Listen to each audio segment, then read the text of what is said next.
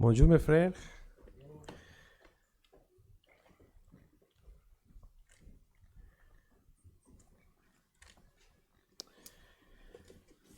Fructifie en abondance. On vient de chanter ça. Et ça, c'est le sujet qu'on va parler aujourd'hui. En exposant le chapitre 15 de l'évangile de Jean, je vous invite à ouvrir vos Bibles. Évangile de Jean, chapitre 15. Et le titre de notre message aujourd'hui, c'est Demeurer et porter des fruits étant unis au Christ.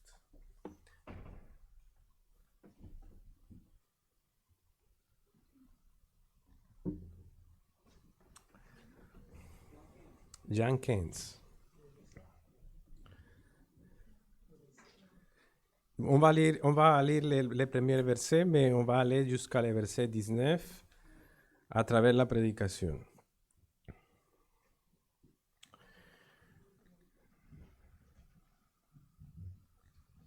Je suis comme... j'écoutais un message de mon frère Sylvain. Je pense que ça fait un mois. Il a dit qu'il était un peu comme... Je suis de la même manière aujourd'hui, mon frère. Je suis le vrai cep et mon père est le vigneron. Tout sarment qui est en moi et qui ne porte pas de fruits, il le retranche, et tout sarment qui porte du fruit, il le monte afin qu'il porte encore plus de fruits. Seigneur, nous te demandons de nous bénir à travers ta parole aujourd'hui. Nous savons que nous avons besoin, Seigneur, de ta grâce pour bien comprendre ta parole, pour la croire, Seigneur, et pour la appliquer, pour la obéir, Seigneur. Aide-nous, Seigneur, aujourd'hui. Merci en Christ. Amen. Nous retrouvons dans ce passage, mes frères, le discours de la vigne, qui fait partie du discours prononcé par le Christ à ses disciples, juste après leur dernier repas ensemble. Nous avons 19 versets sur le thème de demeurer attaché à la vraie vigne, ce qui aura comme conséquence que nous porterons des fruits. Ces deux mots sont largement mentionnés par le Seigneur dans ces passages, ce qui nous indique leur importance. Demeurer, demeure, est mentionné 10 fois dans tous ces passages. Et le mot fruit est mentionné 8 fois. Donc on peut voir la relation. Et le mot « je suis la vraie cep », c'est le septième « je suis » que nous retrouvons dans l'évangile de Jean. Les « je suis » prononcés par le Christ sont la démonstration de sa divinité. Il a dit, par exemple, « je suis le pain de vie », « je suis la lumière du monde », « je suis la porte des brebis », « je suis le bon berger », « je suis la résurrection et la vie », « je suis le chemin, la vérité et la vie ». Et ici, enfin, le Seigneur dit « je suis le vrai cep ». Il n'est pas surprenant que pour beaucoup de chrétiens, ce chapitre est leur préféré. Et dans un certain sens, il devrait être le chapitre préféré de nous tous, car après tout, c'est un chapitre conçu pour les vrais croyants. Et pourquoi on dit ça? Parce que Judas, celui qui a trahi Jésus, n'était plus là lorsque Jésus a prononcé ce discours. Nous lisons ceci au chapitre 13, verset 30, le premier verset de nos feuilles. Le chapitre 13, verset 30. Après avoir pris les morceaux, dans le dernier repas, Judas sortit aussitôt. Il sortit, vous savez, à faire quoi? Il faisait nuit. Donc Judas, il n'était pas là. Donc il n'y a ici que les 11 disciples fidèles, et selon les paroles du Seigneur Jésus, ils étaient ceux qui avaient expérimenté une vraie conversion.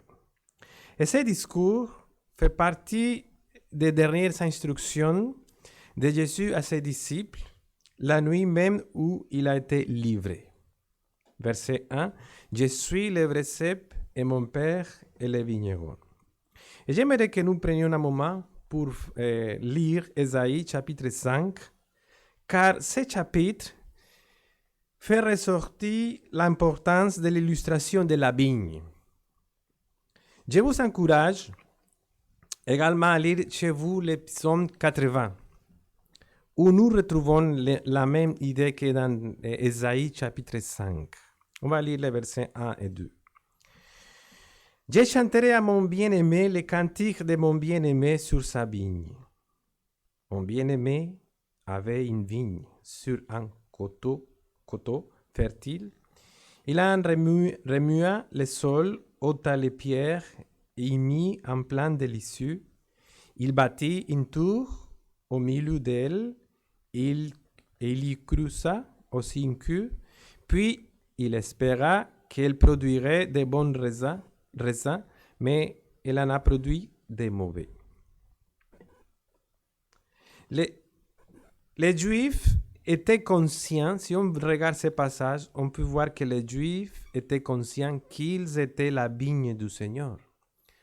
Parce que c'est ça qui nous dit le chapitre 5 d'Isaïe. Mais aussi, dans l'épisode 80, verset 8, on nous dit « Tu avais arraché de l'Égypte une vigne, tu as chassé des nations et tu l'as plantée. » Cette idée de vigne, donc, était bien présente dans la pensée israélite. En Isaïe chapitre 5, nous avons les fameux malheurs de Dieu qui sont prononcés par les prophètes contre la vigne d'Israël, la vigne du Seigneur, parce qu'il voulait qu'elle produise de bons fruits et que cette vigne n'a produit que des raisins sauvages. Les gens donc sont condamnés pour cela. Verset 2, partie C. Puis il espéra qu'elle produirait de bons raisins, mais elle en a produit de mauvais. Et on va lire les versets 3 et 4 et le verset 7, le verset numéro 4. Maintenant donc, habitants de Jérusalem et hommes de Juda, soyez juges entre moi et ma vigne. Qu'y avait-il encore à faire à ma vigne que je n'ai pas fait pour elle? Pourquoi, quand j'espérais qu'elle produirait de bons raisins, en a-t-elle produit de mauvais? La vigne de l'Éternel des armées, c'est la maison d'Israël. Et les hommes de Juda, c'est les plans qu'il chérissait.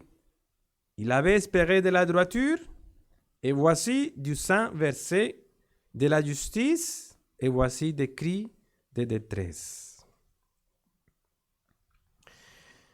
Ceci illustre la chute de l'homme, frère, et aussi la chute des Juifs privilégiés, la vigne du Seigneur. Ils sont échoués, ils sont tombés, et maintenant la vraie vigne, qui est le Christ, vient. Il est venu depuis sa gloire céleste. C'est pour ça que le Seigneur dit, je suis le vrai cep, et mon Père est le vigneron. Et c'est Christ. Il est venu depuis sa gloire céleste afin de nous représenter et représenter nos âmes et pouvoir vivre une vie parfaite devant le Père, qui est décrit comme le cultivateur, et pouvoir aller au calvaire, le Seigneur, et pouvoir supporter la punition du péché en nous représentant, et pouvoir sauver un peuple qui mènerait à la gloire éternelle, mais qu'en attendant, il porterait du fruit pour Dieu. Je suis le vrai cep et mon Père est le vigneron.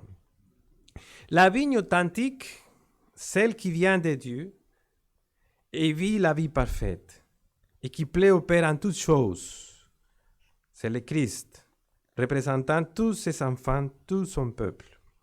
Et j'aimerais pouvoir parcourir avec vous ces grands passages, ces grands chapitres d'une manière générale, et essayer de voir certains principes qui ressortent pour notre enseignement et notre exhortation en tant que branche de la vraie vigne, et voir ce que signifie rester et porter des fruits en étant unis au Christ. Voyons alors le verset 2, où nous avons notre premier point, un avertissement, mais aussi un encouragement dans le verset 2. Tout sarment qui est en moi et qui ne porte pas de fruits, il le retranche. Et tout sarment qui porte du fruit, il les monte afin qu'il porte encore plus de fruits. Nous sommes les branches, nous, chrétiens, qui professons le salut. Mais on nous dit qu'il y en a qui ne portent pas de fruits et qu'ils sont coupés, sont retranchés. Et bien sûr, cela prouve que cette personne n'a jamais été sauvée, qu'il n'avait jamais appartenu à la vigne, car il n'y a pas de fruits en elle. Verset 2, partie A. Tout sarment qui est en moi et qui ne porte pas de fruits, il le retranche. Verset 6, on va lire. Si quelqu'un ne demeure pas en moi, il est jeté dehors comme les sarments et il sèche. Puis on ramasse les sarments, on les jette au feu et ils brûlent. Donc, on peut voir ici qu'il s'agit d'un langage de jugement et donc un avertissement. Les chrétiens infructueux ne sont pas des chrétiens du tout. C'est ça que dit le Seigneur. Ce sont des gens qui semblent l'être, mais qui ne l'ont jamais vraiment été, qui n'ont jamais vraiment cru au Seigneur. Puis il ajoute dans le verset 2, partie B, et tout sarment qui porte du fruit, il les monte afin qu'il porte encore plus de fruits. Vous vous rappelez, mes frères, que le Seigneur, en parlant de la parabole du semeur, nous a dit que la graine qui tombait sur une bonne terre donnait des fruits, une trentaine, une soixantaine et une centaine. Mais il donnait des fruits. Ainsi, le fruit est la preuve de l'œuvre de la grâce dans la vie du croyant. Et nous verrons plus tard ce que signifient ces fruits. Ainsi, nous est décrit ici le processus douloureux mais béni de la discipline divine sur ses enfants, par lesquels ils grandissent en sainteté.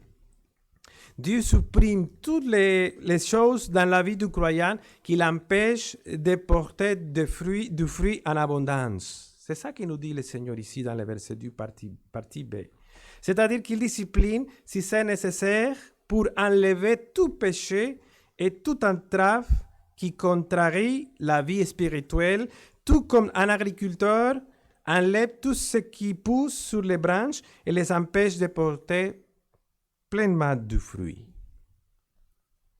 Nous attendons des raisins d'une vigne, n'est-ce pas?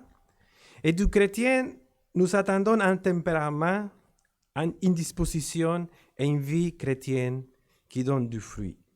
Nous avons été sauvés par la grâce, bien sûr, tout puissante de Dieu. Au-delà de tout ce que nous pouvons faire, et maintenant que nous sommes sauvés, nous aspirons à faire quelque chose en retour pour le Seigneur. Nous ressentons un fort désir d'être utiles en rendant service à notre grand Seigneur et Sauveur. Nous devons honorer Dieu et faire le bien, c'est-à-dire porter du fruit. Les infertiles sont arrachés, mais même les branches fructueuses ont besoin d'être taillées, car dans les meilleurs des cas, nous avons décidé des passions, des sentiments qui doivent être éliminés. Ce que le Christ a promis de faire par sa parole et son esprit. En demeurant nous attachés à lui. Ainsi, tout au long de notre vie, nous avons la discipline du Seigneur Il discipline ses enfants et il les encourage. Il est souverain sur nos vies, ce qui nous rend complètement dépendants de lui et qui a comme conséquence directe de nous faire porter de meilleurs fruits pour sa gloire. Le Père fait un excellent travail de nettoyage et de purification chez ses enfants afin qu'ils portent encore plus de fruits. Tout sarment qui est en moi et qui ne porte pas de fruits, il les retranche, et tout sarment qui porte du fruit, il les monte afin qu'il porte encore plus de fruits. Et j'arrive à mon deuxième point, le besoin de demeurer constamment en lui. Verset 4. Demeurez en moi, dit le Seigneur, et je demeurerai en vous comme le sarment ne peut de lui-même porter du fruit s'il ne demeure attaché au cep. Ainsi, vous ne le pouvez non plus si vous ne demeurez en moi. Et remarquez que selon ce qui nous est dit ici, il est possible qu'un véritable sarment, qu'un véritable disciple, comme toi et moi, il est possible que ces disciples, pendant un certain temps, ne restez pas dans le Seigneur. C'est pourquoi il y a un avertissement ici aussi. Le Seigneur nous dit, demeurez en moi. C'est un commandement. Qu'est-ce que ça signifie? Eh bien, le mot grec qui se traduit par demeurer signifie demeurer, rester, persévérer. Il faut donc rester attaché au Christ par la foi. Mais qu'est-ce que demeurer, qu'est-ce que c'est demeurer dans le Christ? Et j'aimerais vous mentionner qu'il y a un enseignement basé sur le verset 4 de Jean 15 qui existe depuis de nombreuses années et qui n'est pas biblique. Elle cherche à expliquer de manière mystique ou émotionnelle ce que signifie demeurer dans le Christ. C'est une tradition de faux piétisme qui a été raffinée par certains enseignants au XVIIIe siècle et qui capture encore l'imagination de nombreux chrétiens qui interprètent demeurer dans le Christ d'une manière très mystique ou émotionnelle. Il y a différentes manières d'exprimer cela, mais une manière, ce que certains disent, que d'une manière ou d'une autre, dans la vie chrétienne, il faut se projeter dans un état de relation avec le Christ sensoriel et mystique. Ils nous disent que les croyants doivent se projeter dans une sorte de relation dans laquelle vous pensez ou imaginez ou croyez que vous avez une union avec le Christ et que vous pouvez le ressentir. Bien sûr, c'est une interprétation mystique du passage. Pourquoi? Parce qu'il n'y a pas d'union sensorielle spéciale où vous pouvez ressentir Christ. Mais par contre, l'union avec Christ se fait toujours par la foi. Et il est très important de nous le rappeler. Pierre dit, dans sa première lettre, et le verset numéro 7, et Pierre dit que lui que vous aimez sans l'avoir vu, en qui vous croyez sans le voir encore, vous réjouissant d'une joie ineffable et glorieuse. Donc, on ne voit pas le Christ physiquement, comme dit Pierre, sans l'avoir vu, sans le voir encore, mais on se réjouit en lui par la foi. Ensuite, l'Écriture est claire. À l'heure actuelle, les croyants connaissent le Christ, bien sûr, mais ne l'ont pas encore vu.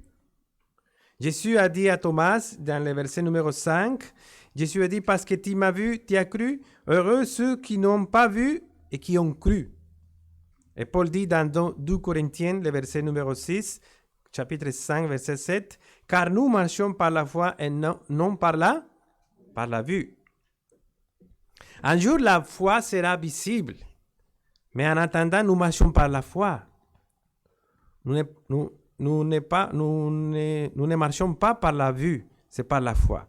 Mais d'autres personnes nous disent, c'est le deuxième enseignement trompé, nous disent que il vous suffit visualiser Christ et chaque fois que vous avez une tentation, ne luttez pas contre le péché. Laissez le Seigneur combattre pour vous. Et vous gagnerez la victoire sur vos péchés ou la tentation. Si seulement, ils nous disent, si vous visualisez le Christ et tu le laisses se battre pour toi et tu n'as rien à faire. C'est une autre fausse version d'une compréhension d'un lien mystique ou sensoriel émotionnel avec le Christ. Regardez-le simplement, ils nous disent, regardez-le simplement avec les yeux de votre esprit, contemplez-le, imaginez-le et tout ira bien. Disent-ils, leur pouvoir va submerger cette tentation et vous n'avez rien à faire. Comme je le disais avant, il y a différentes façons d'exprimer cela, mais cela est faux. Nous ne pouvons pas ressentir Dieu ou le Christ de cette manière comme ces personnes le prétendent. Ce n'est pas ce que signifie rester en Christ, comme on va le voir bientôt. Pourtant, bien que nous ne partagions pas ces idées mystiques, mes frères, c'est vrai, ça ce n'est pas correct. Nous ne partageons pas ces idées mystiques, émotionnelles ou sensorielles. Nous devons dire ce qui suit aussi. Nous avons des saints sentiments pour notre Dieu.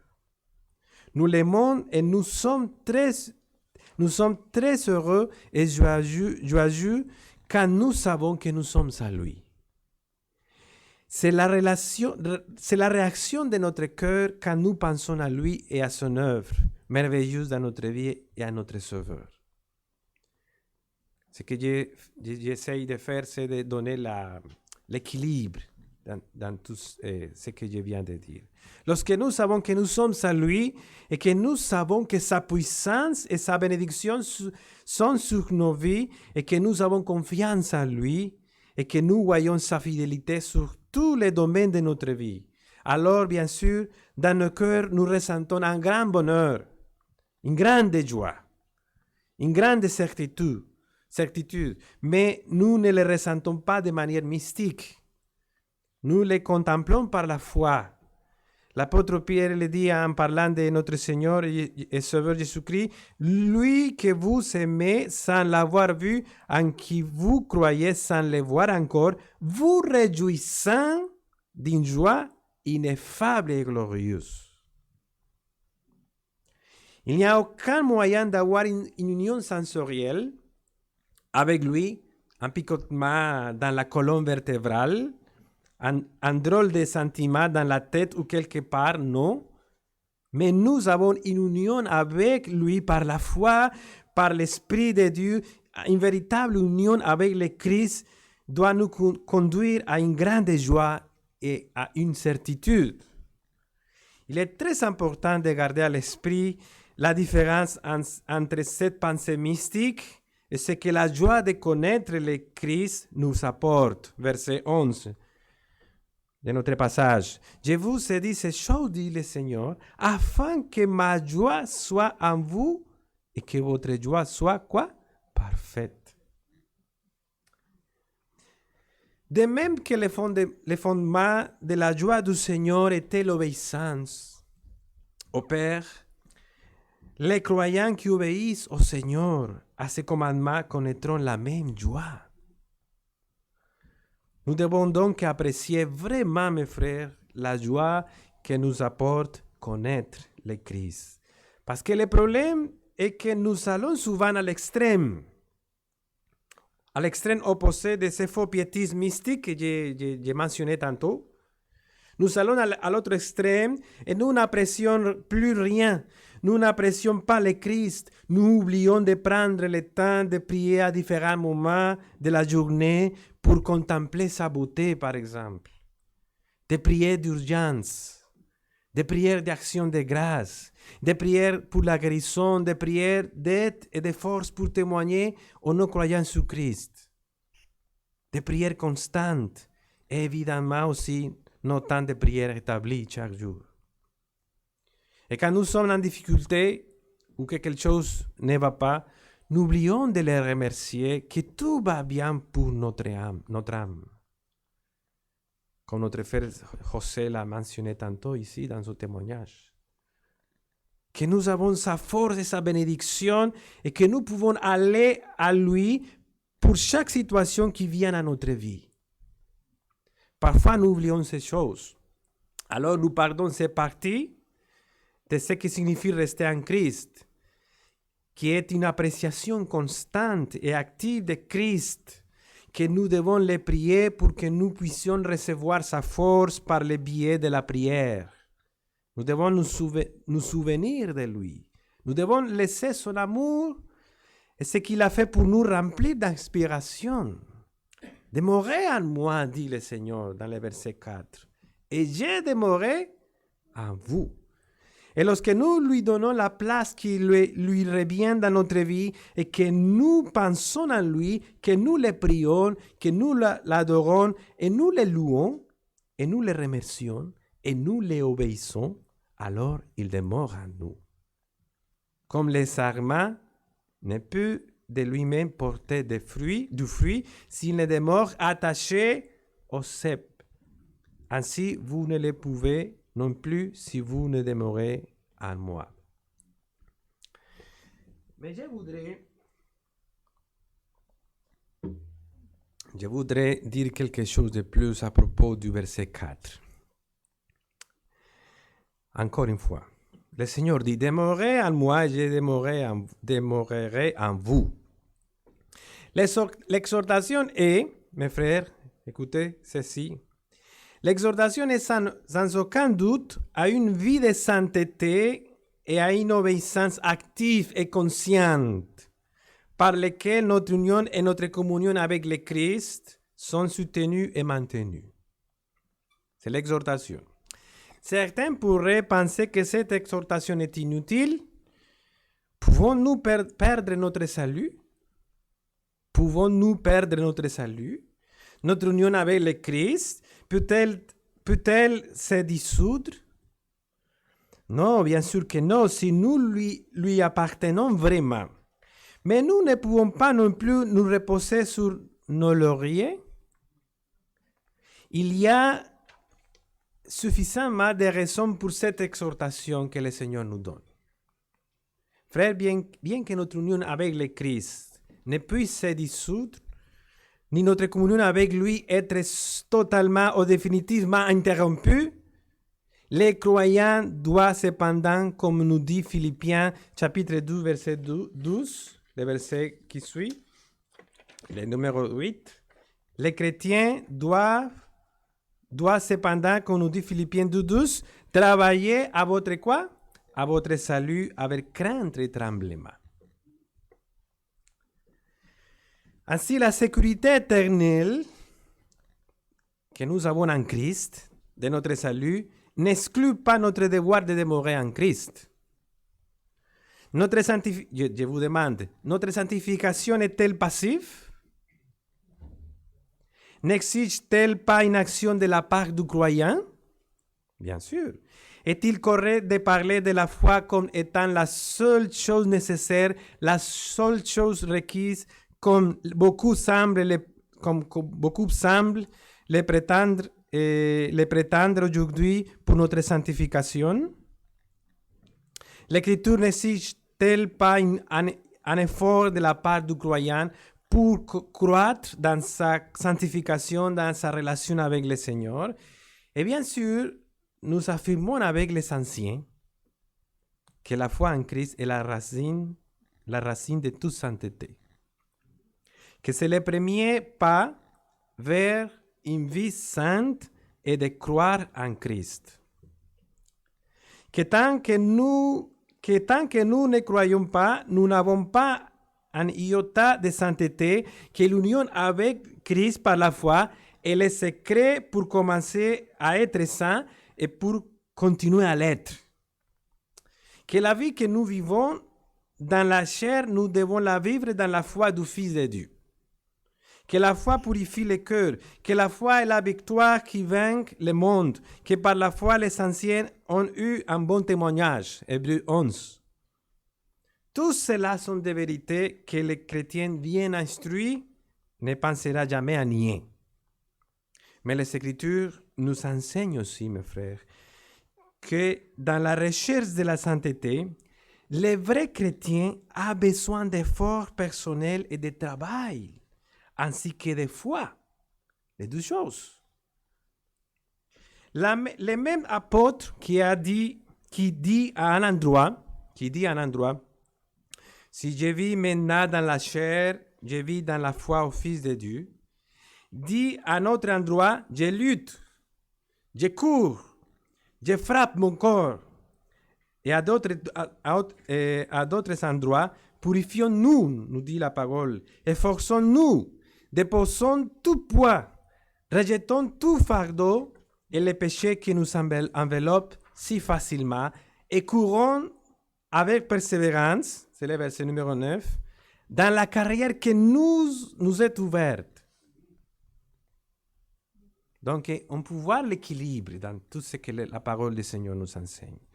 De plus, les Écritures ne nous enseignent nulle part, je répète ça, les Écritures ne nous enseignent nulle part que la foi nous sanctifie dans le même sens et de la même manière que la foi nous justifie.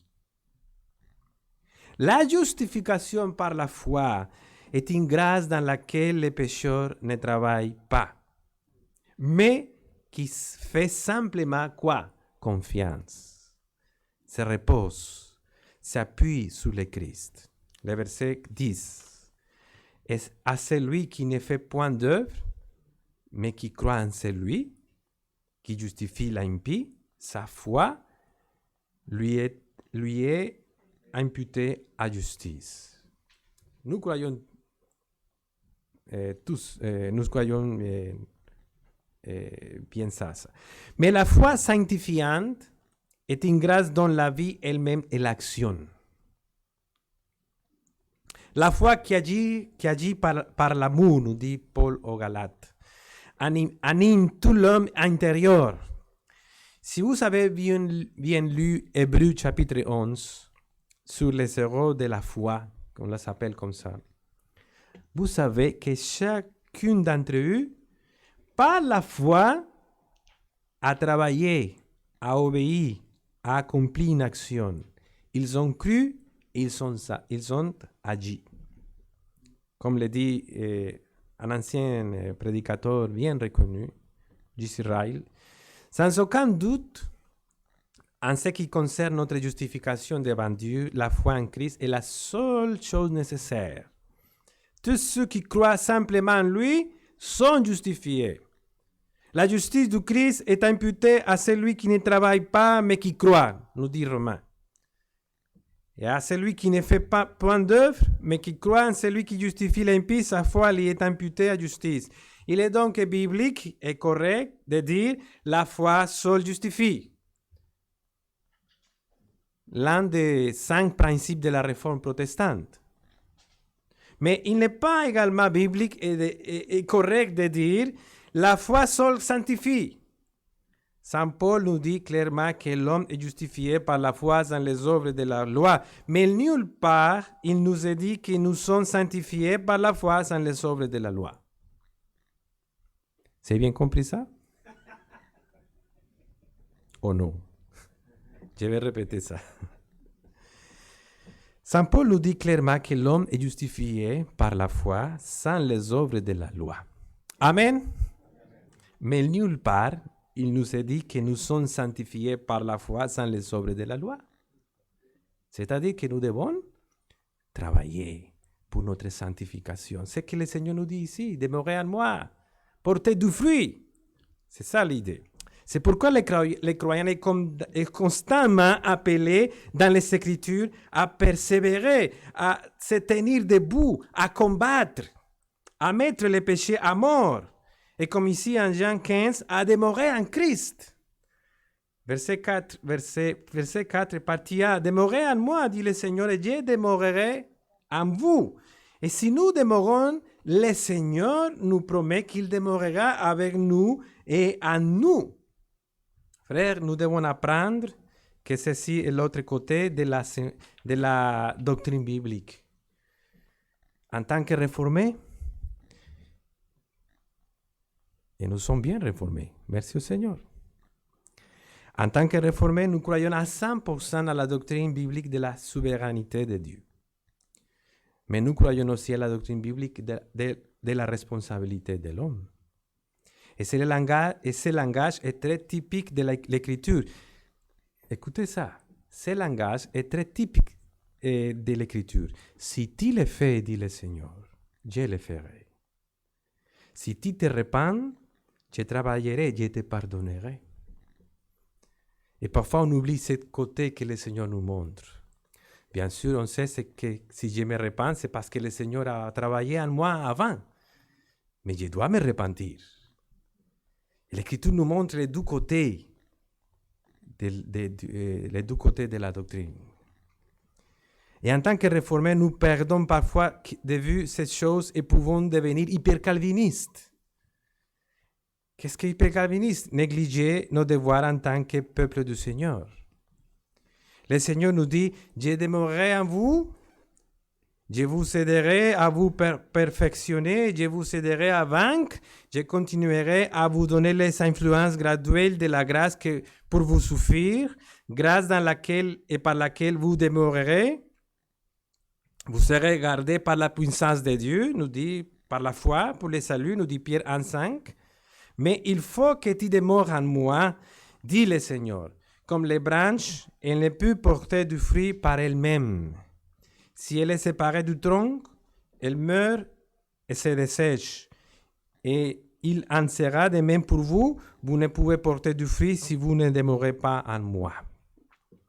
Si nous avons donc besoin de toutes les exhortations et de tous les arguments imaginables pour nous persuader de faire ce qui est en nous, de demeurer en lui. Nous sommes fortement encouragés à faire tous les efforts possibles pour demeurer dans l'amour de Dieu. Et c'est ce dont parle le Seigneur dans ces courts passages. Nous savons par la parole de Dieu qu'il nous soutient et que personne ne pourra nous arracher de sa main. Mais nous sommes aussi exhortés à conserver notre communion avec le Seigneur par l'exercice de la foi et de l'obéissance. Un croyant peut tomber en disgrâce en négligeant sa communion avec le Seigneur. Et même s'il ne tombe pas totalement, c'est-à-dire s'il n'est pas perdu parce que la sémence de Dieu demeure dans les croyants, il peut tomber et c'est pour sa propre affliction et l'angoisse de son âme. Rappelez-vous, Pierre, le Seigneur lui a dit, veillez et priez pour ne pas entrer en tentation. Et nous savons ce qui lui est arrivé et combien cela lui a été amer pour Pierre.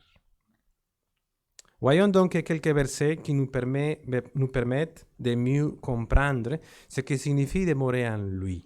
Ce n'est pas compliqué, mes frères. Et on les trouve dans les passages. Certains principes qui ressortent de ces grands passages de ce que signifie demeurer dans le Christ et porter des fruits en étant unis au Christ. On va voir des choses que vous le savez déjà, mais qu'on trouve ici dans ces passages. Revenons au verset 3. Verset 3.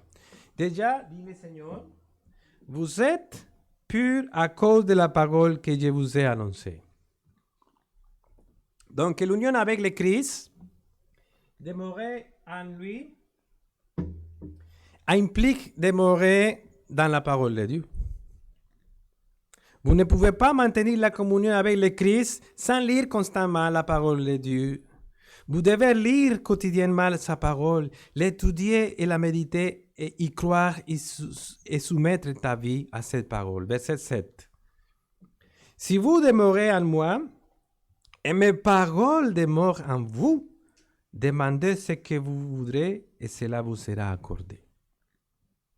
Frère, notre union avec le Christ et le fait de demeurer en lui dépend de comment nous utilisons la parole de Dieu. C'est la première manière. Au verset 15, on va lire le verset 15. Le Seigneur nous dit, « Je ne vous appelle plus serviteur parce que le serviteur ne sait pas ce que fait son maître, mais je vous ai appelé ami parce que je vous ai fait connaître tout ce que j'ai appris de mon Père. » Quel privilège, mes frères. Quel privilège que le Seigneur nous donne. À travers la parole de Dieu, nous connaissons les plans de Dieu. Nous pouvons, en quelque sorte, voir la pensée de Dieu. Nous pouvons connaître la volonté directive de Dieu pour nous. Pas sa volonté secrète, mais sa volonté directive. Et ici, au verset 15, il nous est dit que nous sommes des personnes privilégiées, un peuple privilégié, parce que le Christ nous appelle, comment? Ses amis. N'est-ce pas merveilleux ça? Nous avons la joie de nous appeler serviteurs du Christ. Mais il ne nous appelle pas serviteurs, il nous appelle amis. Et il nous révèle son plan. Et il le déploie devant nous. Sa parole. Il est dit, verset 15, « Parce que je vous ai fait connaître tout ce que j'ai appris de mon Père. » Il y a une illustration que j'ai lue cette semaine. J'aimerais vous la partager. Les serviteurs travaillent sur un bâtiment. Et pour lui, il suffit de poser une rangée de briques ou de pierres. Il n'a pu être jamais vu la conception de la structure, ni souhaiter le faire. Il n'est pas intéressé à ça. Il fait simplement ce que les chefs leur donnent. Mais vous et moi avons les grands architectes qui viennent constamment nous dire à quoi ressemblera le bâtiment et à nous expliquer ses plans.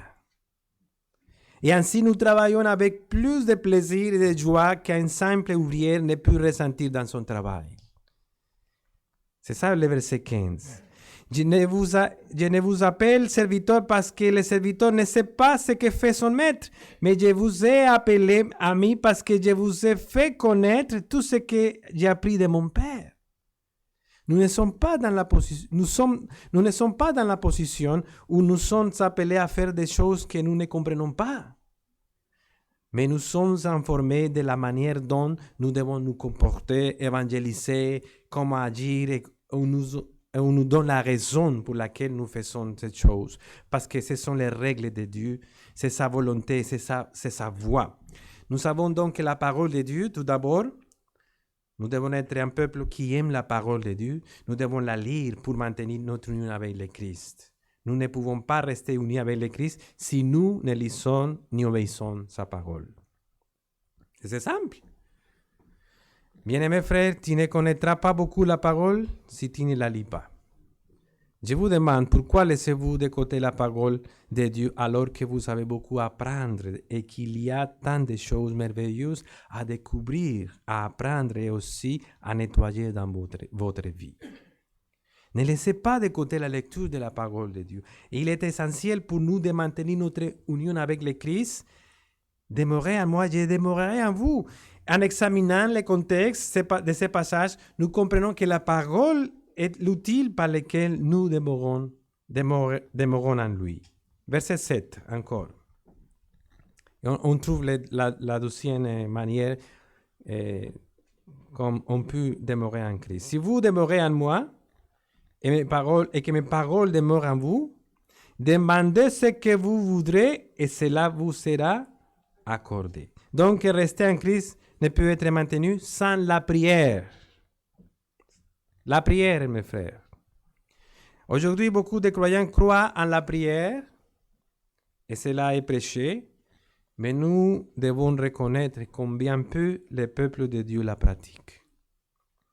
Pourtant, ici, nous avons cette promesse du Seigneur pour nous au verset 7.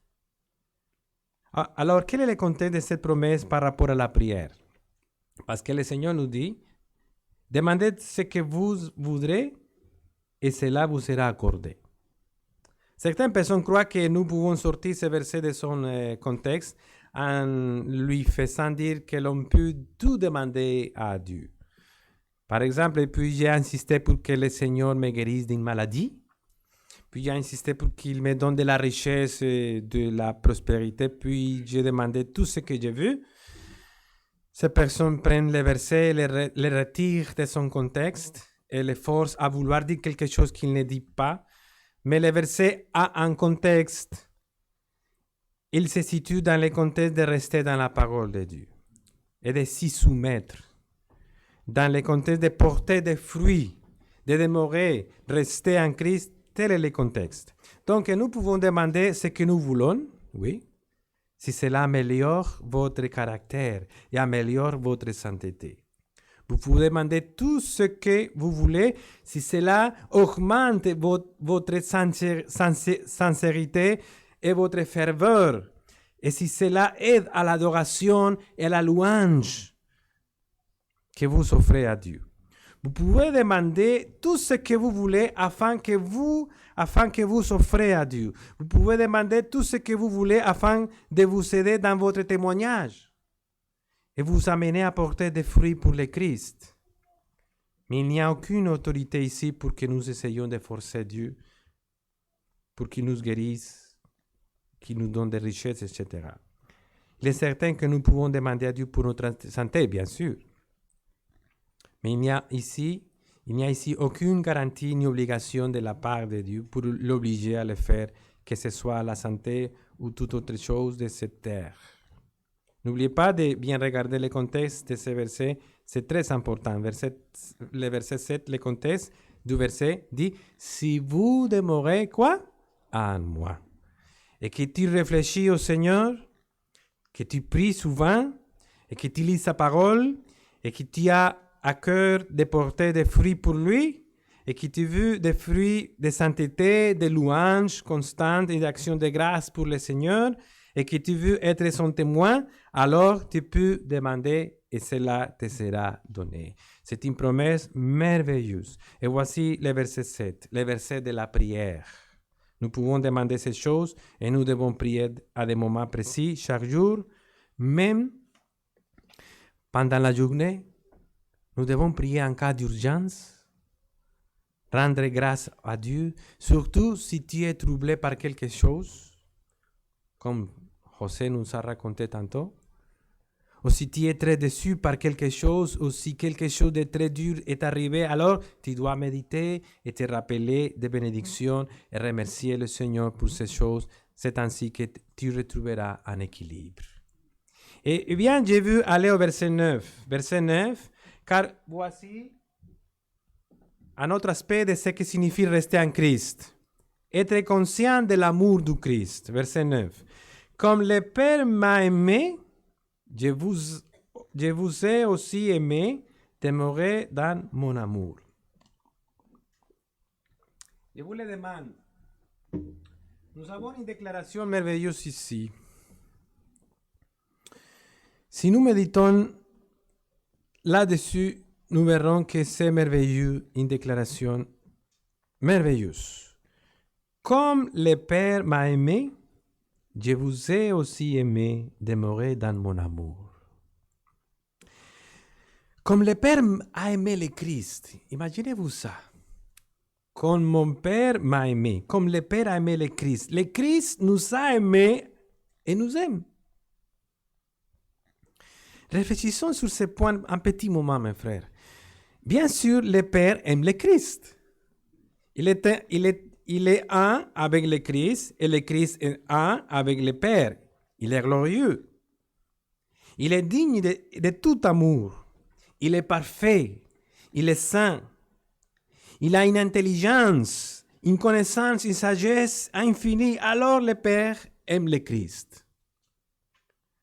Mais ce qui est très extraordinaire, c'est qu'on nous dit que le Christ nous aime de la même manière. Et nous ne sommes certainement pas glorieux. Nous sommes des créatures déchues avec une petite compréhension et une pensée très petite, toutes les deux souillées par les péchés. Et nous sommes tellement égoïstes et insensés des fois. comment se peut-il que le Christ nous aime de la même manière que le Père l'aime? Nous devons nous arrêter et voir ce qu'il dit ici et voir que cela est si surprenant.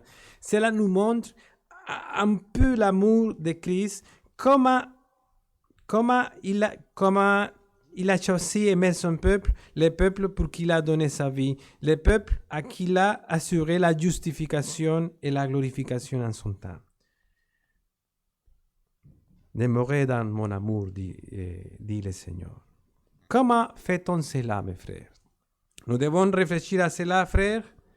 Nous avons le verset 10 qui nous parle de la sainteté de l'obéissance. On va unir le verset 9 et le verset 10 parce qu'on voit comme preuve de notre amour pour notre Sauveur.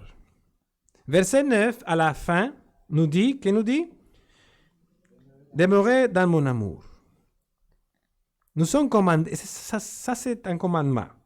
Nous sommes commandés de demeurer dans mon amour. Puis, connectons-le avec le verset 10. Si vous gardez mes commandements, vous quoi? Demeurerez dans mon amour. De même que je gardé les commandements de mon Père et que je demeure dans son amour. C'est simple. Nous dit que ce n'est pas quelque chose de mystique. Vous le voyez? Mais que cela se fait par l'obéissance. De la même manière que notre Sauveur s'est soumis à son Père céleste dans l'accomplissement de sa volonté. Frère, notre amour pour le Seigneur est démontré non pas tant parce que nous disons, mais par notre obéissance à sa parole. Et puis nous avons un autre point, le verset 12, qui nous parle de l'amour envers les gens de la famille, de la foi. Verset 12. C'est ici mon commandement, dit le Seigneur. Aimez-vous les uns les autres comme je vous ai aimé. Donc, vous avez la parole de Dieu, la prière. Quoi l'autre? Le quoi? L'amour envers le Seigneur et l'amour les uns les autres. Ce qui est notre façon de montrer que nous demeurons en Christ. Si nous pensons à cette déclaration, il s'agit d'une demande qui est bien au-dessus de nous aimer les uns les autres comme le Christ nous a aimés. Nous ne pouvons aimer les gens plus que Christ nous aime. Comme il aime son peuple, et c'est le commandement qu'il nous donne de nous aimer les uns les autres. Je sais qu'il y a des problèmes avec cela lorsque parfois des croyants se comportent très mal et que l'amour de l'un envers l'autre est entravé. Cependant, frères, nous devons nous aimer en tant que famille du Christ et nous devons nous efforcer de le faire. Et nous devons décider de mettre de côté les suggestions de Satan. Quand il nous murmure des choses, oh, il ou elle ne devrait pas être ainsi, ou avoir dit cela, ou avoir fait ceci ou cela. Satan nous encourage à penser que nous sommes justes à nos propres yeux et que nous devons critiquer les autres. Faisons attention. Prions le Seigneur de nous aider. Soyez prudents, soyez attentifs à ces choses, mes frères. Parce que c'est un commandement spécifique que nous devons nous aimer les uns les autres, que nous prions les uns pour les autres, que nous encourageons les uns les autres, que nous soyons chaleureux les uns envers les autres. Parfois, les gens entravent l'amour, parfois nous rencontrons des gens très critiques envers les autres. On dirait que c'est presque naturel Jésus. Cet esprit de critique les assaisine et ils ont du mal à aimer quiconque. Peut-être une ou deux personnes, mais c'est tout. Fait que cela ne nous arrive pas. D'autres pensent qu'ils doivent toujours faire étalage de leur connaissance et vouloir dire et donner leur avis sur tout. Et accabler ceux qui, selon lui, n'en savent pas autant que lui. Alors, si tu es quelqu'un de sage, Il est préférable, bien souvent, de se taire afin de ne pas obstruer la communion et l'amitié. Et peut-être que les gens vont avoir peur de toi et de tes grandes connaissances. Ils peuvent peut-être aussi être horrifiés ou s'ennuyer en t'écoutant. Il faut faire attention de s'aimer les uns les autres avec beaucoup d'humilité. D'autres personnes sont froides par nature. Et on dit des fois par nature. Je me souviens d'un diacre qui était comme ça dans une église où j'étais pasteur en Colombie. Et franchement, je n'ai pas encore découvert comment guérir cela, mais il faut essayer d'être chaleureux avec les gens, essayer d'être chaleureux les uns avec les autres. Et cela commence par le désir d'être amical, d'être sensible et gentil les uns envers les autres. Nous sommes la famille du Seigneur et l'armée du Seigneur, et c'est ici un commandement spécial du Christ. Verset 17. Ce que je vous commande, c'est de vous aimer les uns les autres. Et puis nous pourrions revenir au chapitre 13, le verset qui suit, et le verset 12 de nos feuilles. Jean chapitre 13, verset 34-35, où nous lisons la même chose. Je vous donne un commandement nouveau, aimez-vous les uns les autres, comme je vous ai aimé, vous aussi aimez-vous les uns les autres. C'est à cela que tous reconnaîtront que vous êtes mes disciples si vous avez de l'amour les uns pour les autres. Si nous pensons à ce que le Seigneur devait supporter de ses disciples, pensons à ça. Tous étaient des pécheurs comme nous. Ils n'étaient pas des gens qui avaient fait, de bonnes études, comme moi, oui, aussi. Il a dû endurer beaucoup de choses. Nous avons lu certains de leurs erreurs dans les récits évangéliques, mais il les a aimés. Et nous, ne nous aimons pas comme il a fait. Et bien sûr, l'amour ne signifie pas passer sur le silence les péchés des autres. Et encore moins notre propre péché personnel. Il y a donc place pour la correction, pour l'instruction, pour l'enseignement, mais dans un esprit d'amour, d'édification et pour rendre gloire au Seigneur, et non pas dans un esprit de rabaissement du frère ou pour se croire supérieur aux autres en matière de connaissance ou pour toute autre chose. Amen. Si le Seigneur pouvait aimer des gens qui étaient bien en dessous de lui, nous pouvons nous aimer les uns les autres, car nous sommes vraiment au même niveau, peu importe ce que Satan nous dit. Certaines personnes sont plus intelligentes dans quelque chose, mais les autres seront plus intelligents dans autre chose. Nous sommes tous assez semblables en fait, alors on peut s'aimer. Et je voudrais lire les versets 18 et 19 de Jean 15 pour notre point suivant.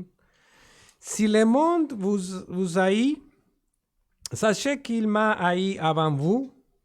Si vous étiez du monde, le monde aimerait ce qui est à lui, mais parce que vous n'êtes pas du monde et que je vous ai choisi du milieu du monde, à cause de cela, le monde vous haït. Et ça c'est la séparation du monde pour demeurer en Christ. Je ne développerai pas ce verset, mais si nous voulons demeurer en Christ, nous devons nous éloigner du monde, mes frères. Nous devons être séparés du monde, de l'orgueil particulier, le système déchu du monde et ses divertissements pécheurs. Nous devons être différents pour que le monde dise,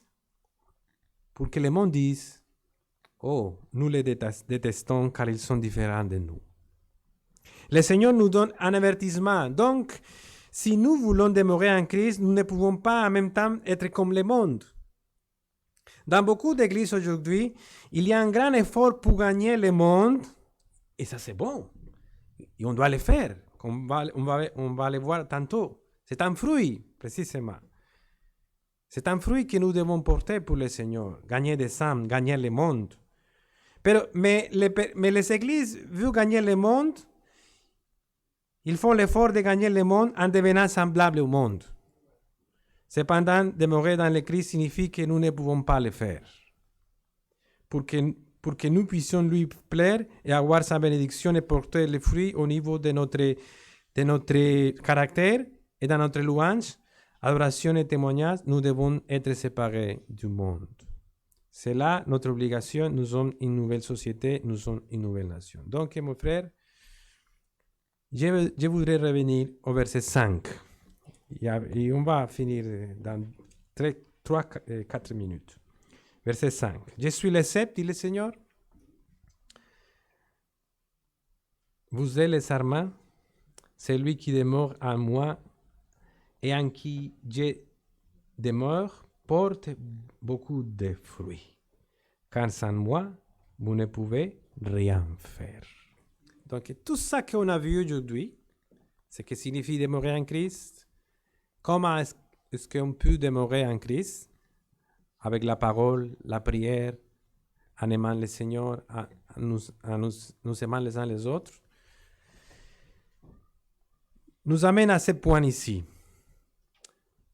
Sont les fruits de demeurer en Christ. Quel est le fruit donc? Si on fait tout ça, qu'est-ce qu'on va donner des fruits? On peut dire ça comme ça? Qu'est-ce qu'on va donner des fruits? Quel est le fruit dont on parle ici? À quoi fait-on référence? Bien sûr, ce sont les fruits qui proviennent de la nouvelle naissance, fruits dignes de la repentance véritable. Et c'est un triple fruit. Dans le Nouveau Testament, nous voyons que le Seigneur utilise 3 choses différentes pour décrire ces fruits. 3 choses. Nous avons les fruits de l'esprit, que vous le savez déjà, le verset 13, Galates 5, verset 22. Mais les fruits de l'esprit, c'est l'amour, la joie, la paix, la patience, la bonté, la bénignité, la fidélité, la douceur, la tempérance, qui conduit à une vie de sainteté et de soumission au Seigneur. Donc, on voit dans le Nouveau Testament que le Seigneur utilise 3 choses différentes pour nous décrire ces fruits. Premièrement, les fruits de l'esprit. Deuxièmement, dans la lettre aux Hébreux, nous retrouvons les fruits de nos lèvres, ce qui est une louange et une reconnaissance constante à Dieu. Le verset 15. Par Christ, offrons donc sans cesse à Dieu un sacrifice de louange, c'est-à-dire les quoi? Les fruits des lèvres qui reconnaissent publiquement lui appartenir, qui confessent son nom. C'est un fruit aussi, les louanges au Seigneur. Et quand on lit la lettre de Paul aux Romains, chapitre 1, nous voyons qu'il utilise l'illustration du fruit pour référence aux âmes. Il dit, Romains 1, 13, « Je ne veux pas vous laisser ignorer, frères, que j'ai souvent formé le projet d'aller vous voir afin de recueillir quelques fruits parmi vous, comme parmi les autres nations. » De quelle sorte de fruits parle Paul ici? De gagner des âmes.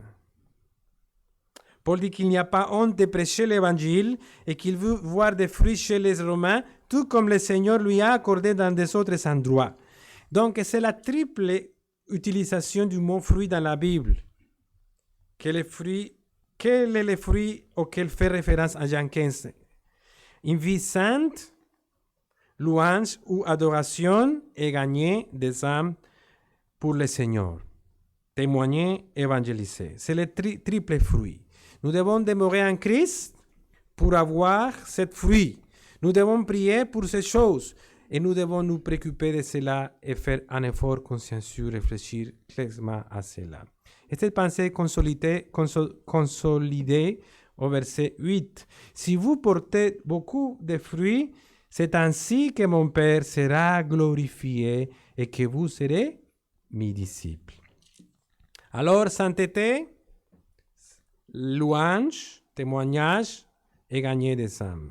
En cela, vous porterez beaucoup de fruits et vous serez mes disciples, dit le Seigneur, ou cela prouvera que vous êtes à moi.